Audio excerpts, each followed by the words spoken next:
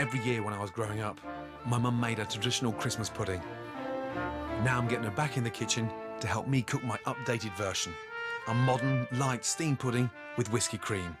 It's super simple to make and deliciously delicate to eat.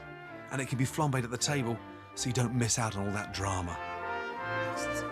All right, Mum, welcome to a proper kitchen. Now, today we're not going to burn anything. We're going to make a really nice, fragrant, steamed, sponge pudding. Why are you looking at me like that? Christmas sponge pudding, why? Why? We never get to eat Christmas pudding because we're always a little bit too full, so I want to make something a little bit lighter. People like to stick to tradition in Christmas, can't they? Would you mind if I just try something a little bit different? Yeah, well, on you go. Let's have a go at it. First, Mum grates the zest of an orange into a lightly buttered pudding basin, whilst I get on with a sponge mix. Add 210 grams of butter and 210 grams of light brown sugar to the mixer and beat. Do you think your way is good way?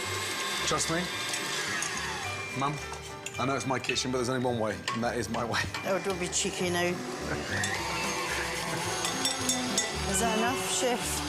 Did you just use all the orange? I don't like waste, so sorry. That was you taught me that. Then pour a few tablespoons of maple syrup into the pudding basin and put in 3 bay leaves. Bay leaves are an extraordinarily versatile herb. Bay leaf in a pudding? I've never had that. Never. Really? Their bittersweet, spicy taste works brilliantly in everything from meat stews, marinades and fish dishes to sweet custards and rice puddings. To finish the sponge mix, beat together 4 eggs and slowly add to the cream butter and sugar. Slower, slower.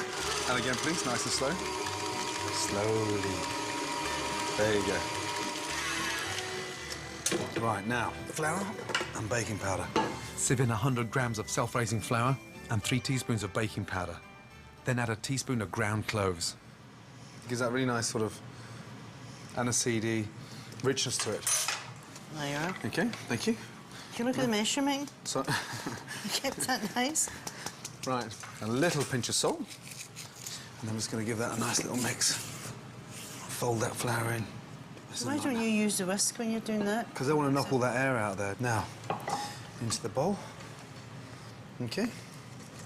Steaming the pudding in a sealed container means it cooks slowly and keeps in all the moisture, making the sponge lovely and light. Lovely. Nice. To cover the pudding with a circle of baking parchment, take a square sheet and fold.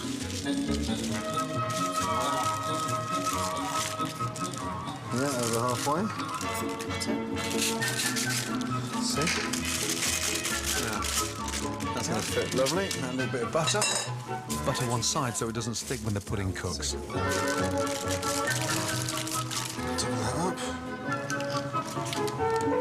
And tie it tightly over the basin. Can you just put your finger on there for this one? Lovely.